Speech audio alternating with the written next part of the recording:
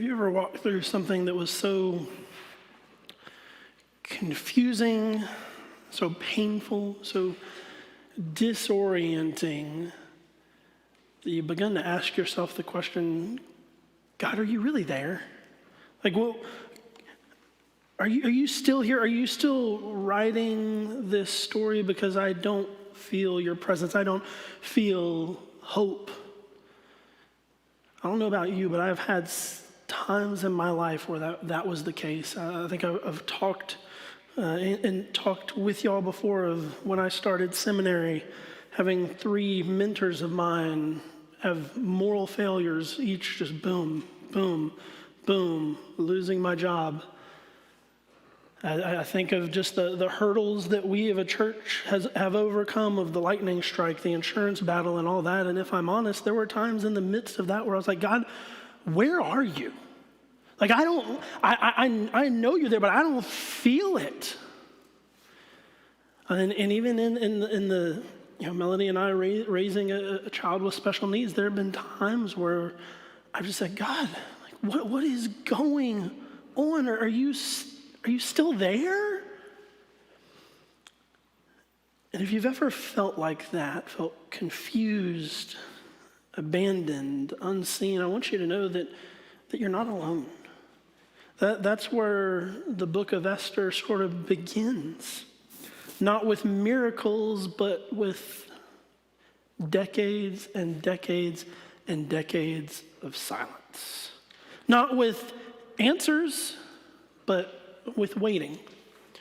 We're starting a new series through the book of Esther called In the Waiting. Raise your hand if you think you're really good at waiting. Okay, I don't know if any of us are like, man, waiting is just, I'm so good at that. If you are, you can teach me your ways because that is not one of my strong suits. But we see, if we look at the book of Esther, I want to give us a little bit of background information so you can understand what the nation of Israel has been through for decades. In the year 586 BC, Israel falls to Babylon. What that means is the temple is destroyed, their king is exiled, the walls are torn down, Israel is decimated. That means that God's people are displaced, they're defeated, they're disoriented, they live under foreign rule for 50 years, wondering, has God abandoned us? Will we ever get home again? We even see this in Psalm 137. This is a cry of the heart of the people. It says, by the rivers of Babylon, there we sat down and we wept when we remembered Jerusalem. We see these people who've been displaced from their home, and they cry out to God as they remember what it was like. In 539 BC, this is about 47 years after Israel falls to Babylon, Persia conquers Babylon. The next year, King Cyrus issues a decree allowing the Jews to return. So you think, all right, 50 years, finally, we get to go home. The story is about to turn around. Yes, things are being restored and made right. No. What we see in the book of Ezra, chapters 1 and chapters 2, is that only a small remnant returned to Israel. And what they find is a land that is completely decimated and destroyed. The temple has been torn down. The wall is in ruins. And then they start to work on the temple, but it's one of those start, stop, over and over. And it takes over 20 years for the temple to be rebuilt. So the book of Esther starts in about 483 BC. And the reason I'm giving you all these dates is because I want you to know how long a season of waiting this has been for Israel. 483, remember Israel fell to Babylon in 586. This is about 100 years later. By the time we meet Esther and Mordecai, God's people have been in a century-long season of waiting. A century long. I have trouble waiting for my Pop-Tart to pop out of the toaster, okay? And we're talking a century long. They've seen empires rise and fall. They've rebuilt some of what was lost, but it doesn't feel like the glory days, if you will. And for many, the silence of God feels louder and louder and louder with the passing of every day, every month, every year. So understand that that's where the people of Israel are at when the book of Esther starts, when it opens. And so what I want us to do is today we're going to look at chapter 1 and we're going to read a little bit. We're going to talk a little bit about it. We're going to read a little bit, talk a little bit about it. So if you have your Bibles, go ahead and turn to Esther chapter 1. And in verse 1, it says this. It says, these events took place during the days of Ahasuerus, who ruled 127 provinces from India to Cush. Now, King Ahasuerus is also known as King Xerxes. So I'll use that name because that's the one that I think we're more familiar with. He is the grandson to King Cyrus. Now, I don't know, did any of y'all collect baseball cards growing up? Anybody? Like, I loved collecting baseball cards. None of them are worth anything except I have a Cal Ripken rookie card that I still have. And I will hold on to that forever. But if you were to look at King Xerxes' baseball card, the heading might say something like this. It would say, a man who ruled the world but couldn't rule himself. And if you were to look at the back at the stats, it would say King Xerxes was wealthy, impulsive, easily manipulated. That's the king of Persia. So you can probably already tell this is going to be an interesting story. And the passage continues, in those days, King Xerxes reigned from his royal throne in the fortress of Susa. He held a feast in the 3rd year of his reign for all his officials and staff, the army of Persia and Media, the nobles and the officials from all 127 provinces. He displayed the glorious wealth of his kingdom and the magnificent splendor of whose greatness? His greatness. For a total of, how long? 180 days. This dude threw a party for himself for 6 months. Like, that's what's going on. Let's just talk about that. The goal of this feast that he throws was to make sure that everybody knew that Persia is powerful. But more importantly, the goal of this feast was that everybody know that Xerxes is the reason why Persia is so powerful. He throws a 6-month feast to say, look at my kingdom, look at my power, look at how amazing I am. Now, just to compare what's going on here, this is Xerxes. It's like making a trophy that says best king ever, handing it to yourself, and then having all 127 provinces say, good job.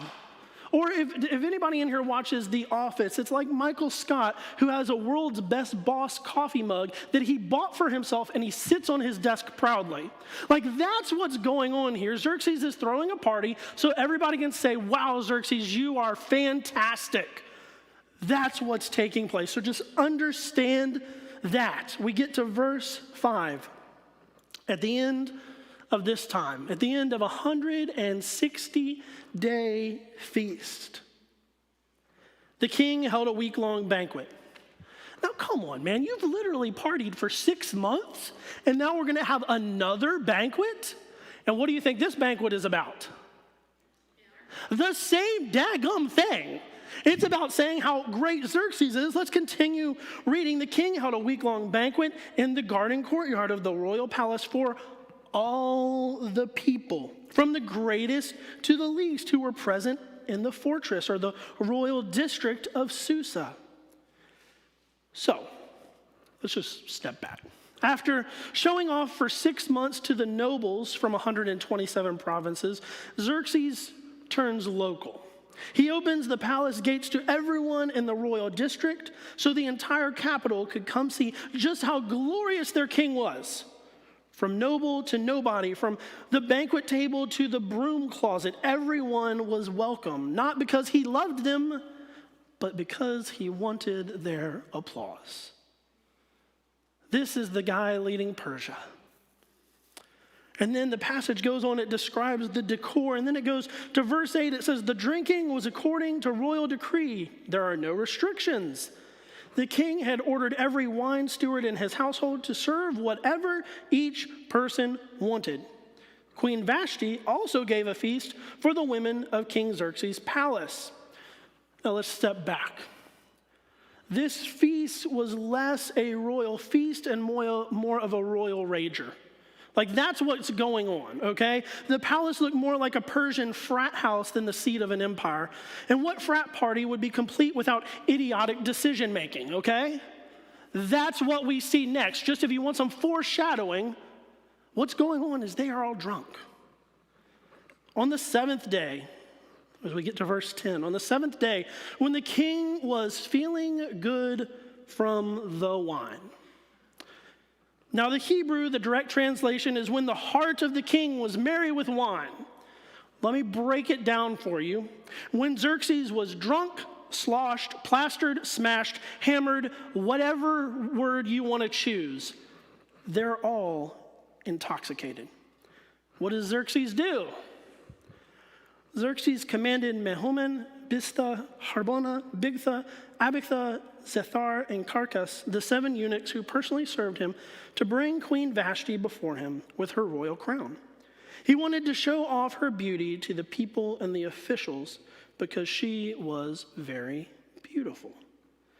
Now, let's step back. I want us to understand what's going on here. This was no honor that he was trying to bestow upon Queen Vashti. It was exploitation.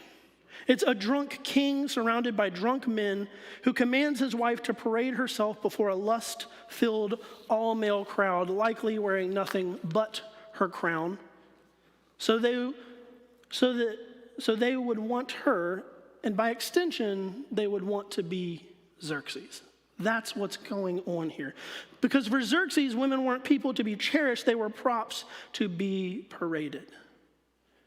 Understand, this is the rulership that Israel has been living under.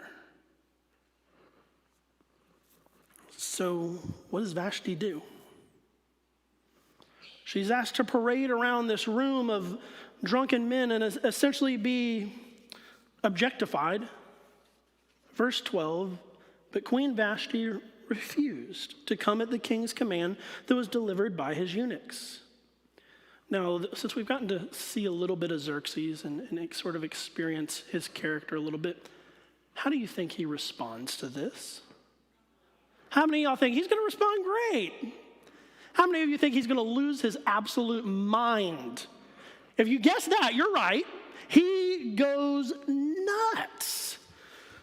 The king became furious and his anger burned within him. And then he consults, and I mean this with the utmost irony. The passage says, with his wise men. The same wise men that were drinking with him, okay? The same wise men who are inebriated, he consults with them. And this is not going to get any better. I'm sorry to break it to you. It's not like, anyway, we'll keep going.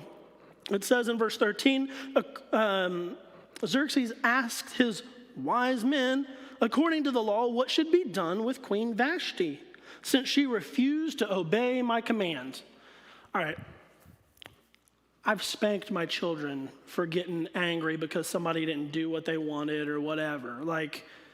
Xerxes needs a spanking. That's what needs to happen right now. That's not what happens in the text, but this is the way he's responding. And there enters a guy into the story by the name of Memucan. Everyone say Memucan. I just wanted to hear y'all say that. That's really why that. But and he enters the story and we're like, all right, well, maybe this guy can speak some reason into Xerxes. He can be like, dude, you're an idiot. Stop this. And that's what we're hoping for. And I did this little next little portion of the sermon as a poem because I know you would enjoy that. So Memucan enters the story. Who can be the voice of reason in this wine-soaked royal season? Who can help the king save face? Who will speak with poise and grace? Maybe Memucan can. Yes, maybe he can. He's got wine in his cup and chaos in his hand.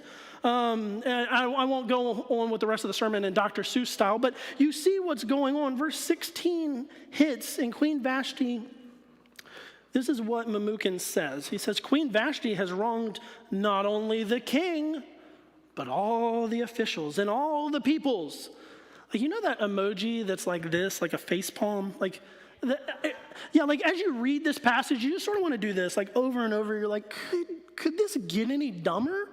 But no, it continues.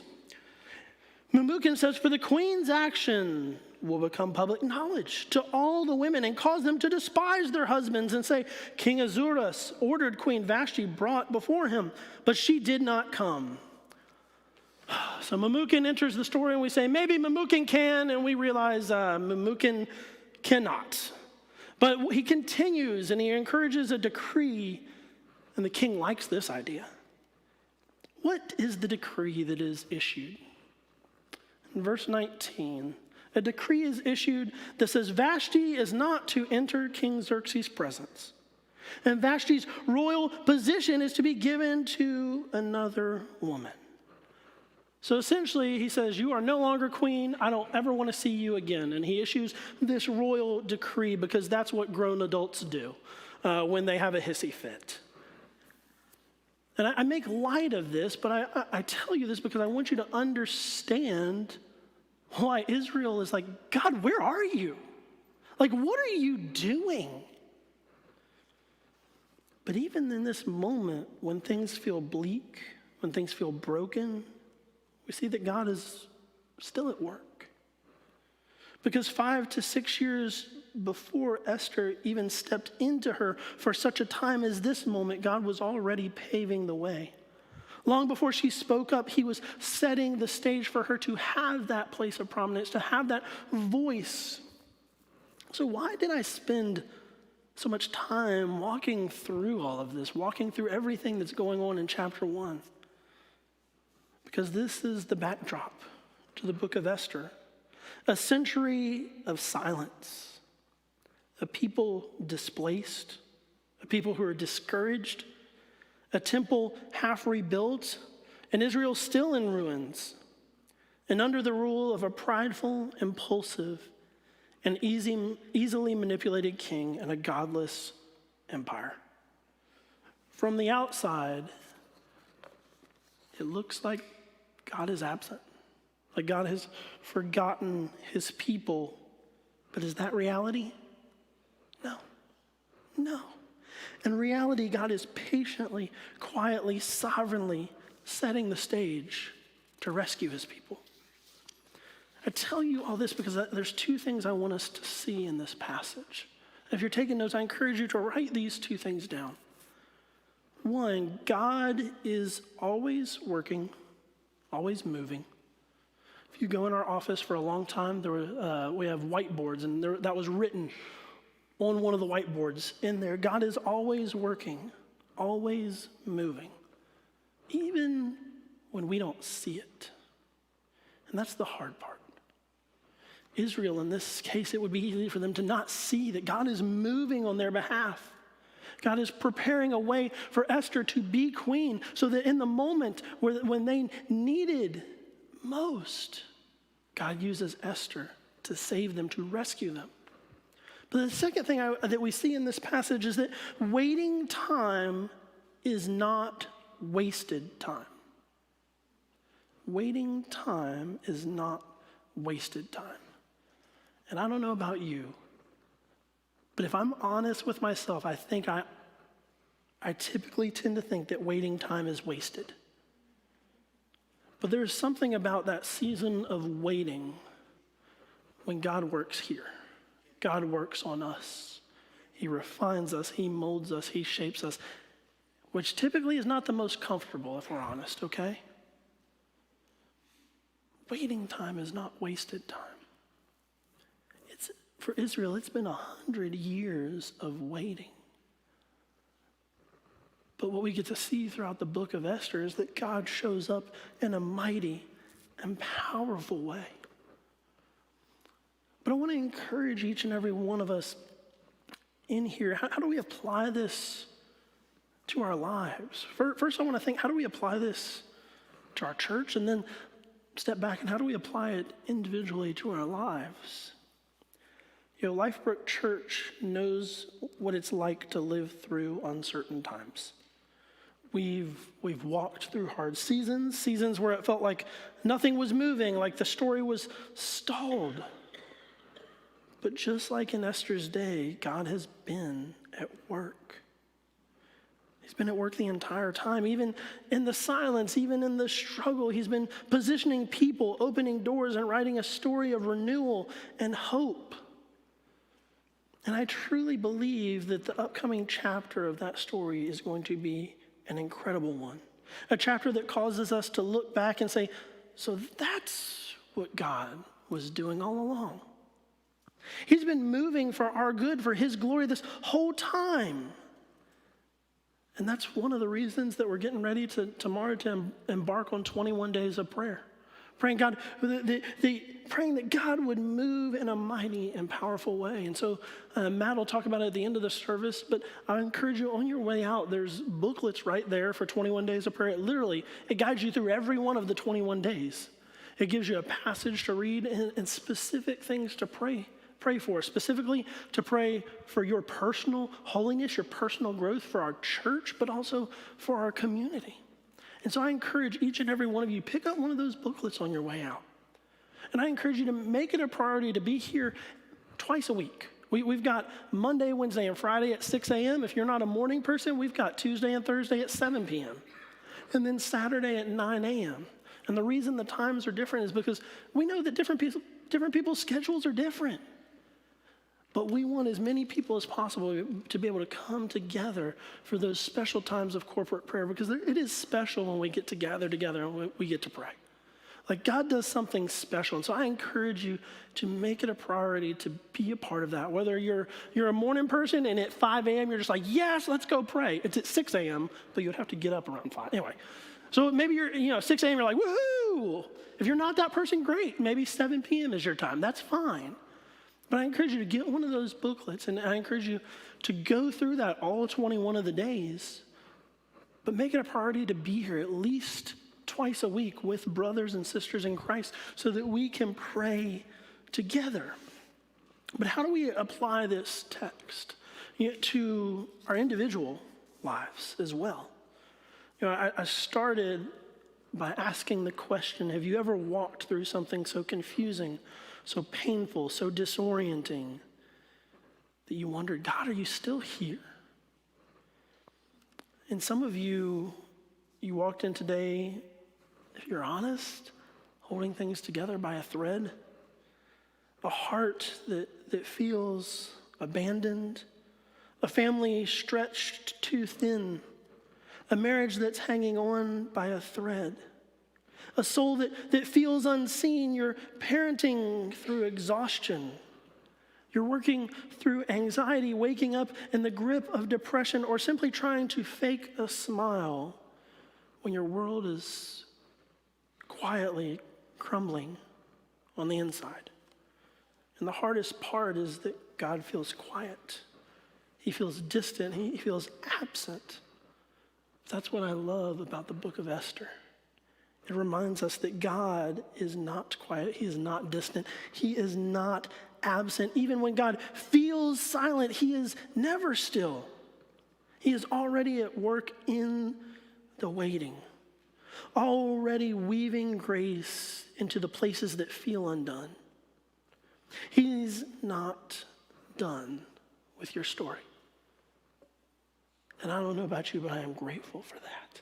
God is not done with our story. Your waiting is not wasted. Your brokenness is not too far gone. The author is still writing your story. Amen. So if it's dark in your life today, don't lose hope. The King is still on his throne, and your Redeemer is still at work in the shadows. That's what I love about this book, that we will get to see how God moves. Not once in the book of Esther is God mentioned. Not once. But we see his hand throughout the whole book, moving and shaping. As we leave this place, what I want us to remember is that God is always working. He's always moving. Even in those times of waiting where we don't feel it, he is. And that waiting time is not wasted time.